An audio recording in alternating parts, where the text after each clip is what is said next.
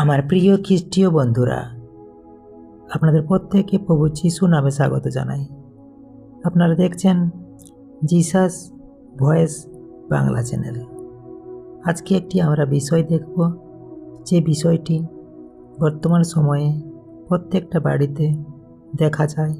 কি গরিব কি ধনী, সমস্ত বাড়ির ছোট ছোট বাচ্চারা আজকে কি পরিস্থিতির মধ্যে চলছে। ডিজিটাল যুগে তারাও এখন থেকে ছোট থেকে ডিজিটালের নেশায় তারাও পরিপূর্ণ হচ্ছে। আজকে বড়রা যেভাবে ডিজিটাল নেশায় পরিপূর্ণ হয়ে গেছে, সেরকম ছোট বাচ্চারাও তাই। দুধের বাচ্চারা আজকে তারা কি করছে না, এই অল্প বয়স থেকেই তারা দুধের শিশুরা বা ছোট বাচ্চাদের ডিজিটাল নেশা, এই নিয়ে আজকের আলোচনা। এই সমস্যার কথা বাইবেলে সরাসরি মোবাইল স্ক্রিন বলে উল্লেখ নেই, কিন্তু শিশু লালন পালন, সংযম, শাসন, শিক্ষা ও হৃদয় গঠনের বিষয়ে বাইবেলে গভীর নীতিমালা আছে, যেগুলো আজকের এই সমস্যায় খুব শক্তভাবে প্রযোজ্য। আজ সেটাই আমরা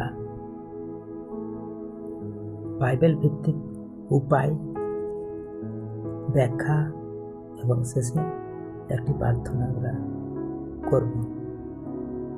তাই আপনারা প্রথম থেকে লাস্ট পর্যন্ত অবশ্যই আজকের বিষয়টি দেখুন, শুনুন, তাহলে অবশ্যই আপনারা বুঝতে পারবেন যে আজকালের বাচ্চারা কতটা এগিয়ে গেছে ডিজিটাল নেশার দিকে। আমরা যেমন আজকে বড়রা এক মুহূর্ত ডিজিটাল পরিষেবার মধ্যে আমরা আওতায় এসে গেছি। মোবাইল ছাড়া চলে না, ল্যাপটপ ছাড়া চলে না, আমাদের কম্পিউটার ছাড়া চলে না।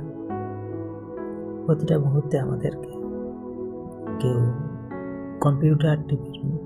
কম্পিউটার মধ্যে, ল্যাপটপের মধ্যে, কাজের মধ্যে যুক্ত যারা থাকে তারা বেশি ইউজ করে সেটা কাজের জন্য, কিন্তু অন্য সময় ল্যাপটপ মোবাইলে প্রায় মানুষ আজকে নেশার মতো আছে।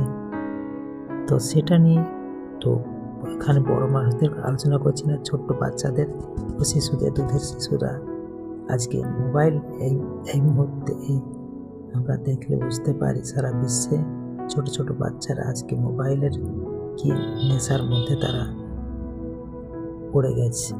আজকে তারা নেশায় পরিপূর্ণ হয়ে গেছে। এই বয়সে তারা কার্টুন দেখছে, এই বয়সে তারা মোবাইল ইউজ করতে শিখে গেছে, কারণ এই বয়সে তাদের খেলাধুলা করার সময়, এই বয়সে তাদের পড়াশোনা করার সময়, এই সময়টা তাদের ভিত পড়াশোনাতে শক্ত হবে। কারণ যারা এই বয়সে মোবাইল ধরা তাদের মাথার যে একটা মেমোরি থাকে, সেই মেমোরিটা নষ্ট হয়ে যাচ্ছে। কারণ তারা তো মাথা খাটিয়ে পুরো একদম মাথার মধ্যে ঢুকিয়ে সেই মোবাইলের একটা প্রোগ্রাম দেখে, কার্টুন দেখে বা যা কিছু একটা দেখছে তারা, কিন্তু তাদের মন মানসিকতা সম্পূর্ণ এখন মোবাইলের মধ্যে।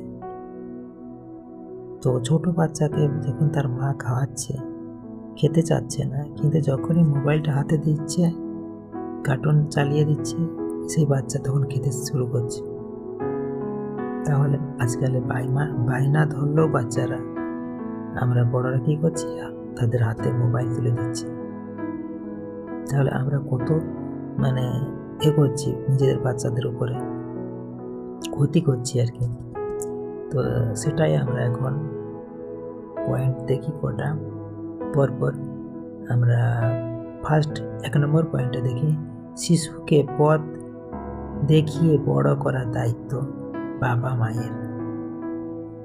এ বিষয়ে বাইবেল বলছে, হিতোপদেশ 22 অধ্যায় 6 পদ, বালককে সে যে পথে চলা উচিত সেই পথে শিক্ষা দাও, সে বুড়ো হলেও তা ছাড়বে না।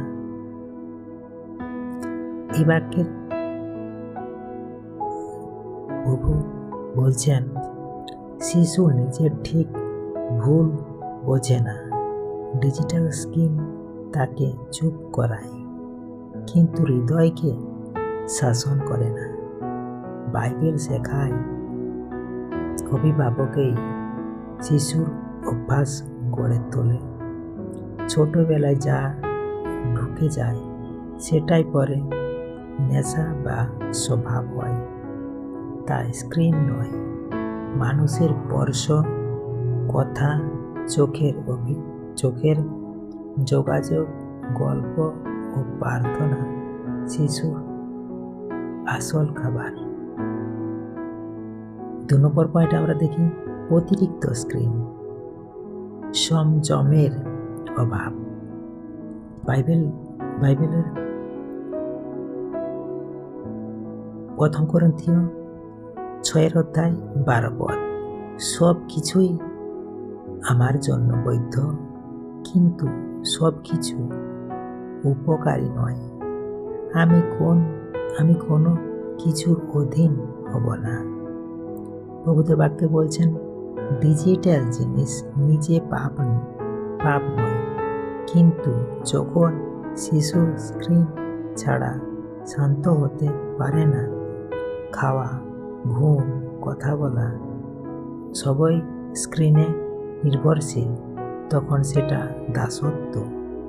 দাসত্ব হয়ে যায়, দাসত্ব বা অ্যাডিকশন হয়ে যায়। বাইবেল বলে কোনো কিছুরই অধীন হইও না, সে মোবাইল হলেও।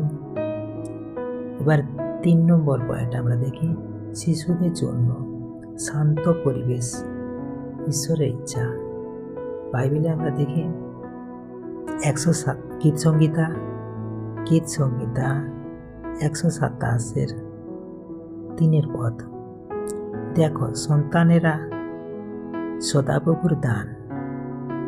সদাপ্রভু বলেছেন, দেখো সন্তানেরা সদাপ্রভুর দান।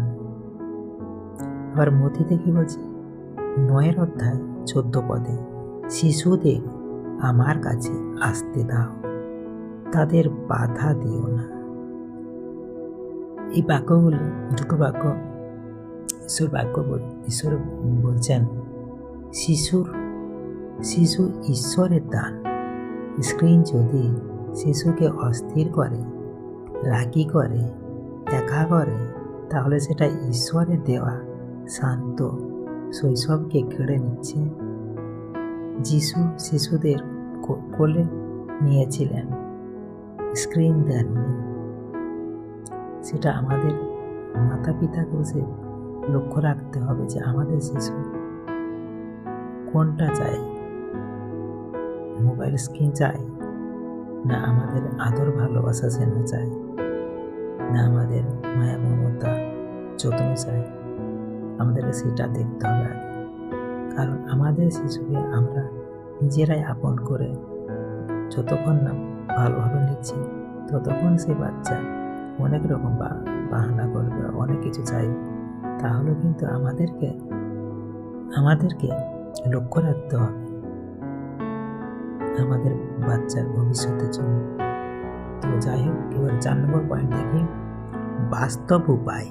বাইবেল ভিত্তিক শিশুর সামনে নিজের স্ক্রিন কম ব্যবহার করা, ঘুমানোর আগে স্ক্রিন একেবারে বন্ধ, গল্প বলা, গান, বাইবেলের ছোট্ট পদ মুখে বলা, শিশুকে কোলে নিয়ে প্রার্থনা করা।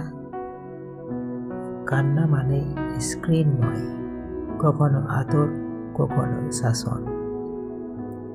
এবার এফেসীয় 6:4 পদ, সন্তানদের ক্রোধে উত্তেজিত করো না, বরং প্রভুর শাসন ও শিক্ষা দাও। প্রভুদের বাক্যে বলছেন, সন্তানদের রাগ বা উত্তেজিত করা উচিত নয়, বা অহেতুক শাসন জিনিসটা ঠিক নয়। কারণ সন্তানদের ক্রোধে উত্তেজিত করো না। বাচ্চাদেরকে উত্তেজিত করা বা রাগানো অহেতুকভাবে ঠিক নয়। আর প্রভুর শাসন ও শিক্ষা দাও। আমাদেরকে আমাদের সন্তানদেরকে শিক্ষা ও শাসন উভয় করতে হবে, ভালোবাসতে হবে, আদর যত্ন করতে হবে। তাহলে প্রভুর কথা অনুযায়ী আমরা আমাদের সন্তানদেরকে শান্ত রাখতে পারবো, স্থির রাখতে পারবো, মানুষের মতো মানুষ করে তুলতে পারবো প্রভুর আশীর্বাদে। তো এখন আমরা এই বিষয়ের উপরে প্রার্থনা করি। শিশুর ডিজিটাল নেশা থেকে মুক্তির জন্য প্রার্থনা। হে স্বর্গীয় পিতা ঈশ্বর, আপনার পবিত্র নামে আমরা আপনার কাছে উপস্থিত হয়েছি। প্রভু, এই ছোট্ট শিশুটি আপনার দান আমরা স্বীকার করছি। অজান্তেই আমরা তাকে স্ক্রিনের কাছে তুলে দিয়েছি, যেখানে তার মন, চোখ ও হৃদয় বন্দী হয়ে পড়েছে। হে প্রভু যিশু, আপনি যেমন শিশুদের কোলে নিয়েছিলেন, তেমনি এই শিশুটিকেও আপনার শান্তি ও স্নেহে ঢেকে দিন।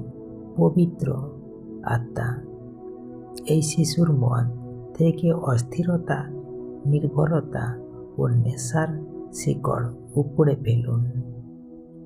তার মনে দিন শান্তি, তার ঘুমে দিন বিশ্রাম, তার চোখে ফিরিয়ে নিন স্ক্রিন থেকে মানুষের মুখের দিকে। হে প্রভু, আমাদের বাবা মা, অভিভাবক জ্ঞান দিন, সংযম দিন, যেন আমরা সহজ পথ নয়, সঠিক পথ বেছে নিতে পারি। এই শিশুকে এমনভাবে বড় করুন যেন সে প্রযুক্তির দাস না হয়ে আপনার আলোয় বেড়ে ওঠে। প্রার্থনা প্রভু যিশু, আপনার পবিত্র নামে এই প্রার্থনা আমরা চাই।